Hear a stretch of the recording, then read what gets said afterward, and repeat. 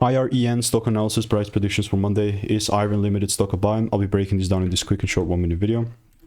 Ultimately, how things are looking like with IREN is quite simple, to be very frank. It's a solid bullish market, and this is how my chart's looking like. Haven't made a video in a while, but like even when I made videos here very early, I was, guess what, bullish. Now it's at 20 bucks. It was 809 at the time, and this is just like, I guess 4 months ago or 5. Let's check.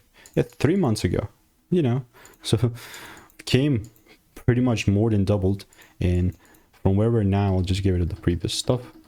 I think this is just yeah, it's sitting in a very decent bullish range as well, but doesn't make it an immediate buy.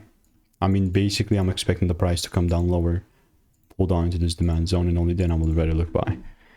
Other than that, this is pure noise. You know, if there's no confirmation, not buying, no buying will occur.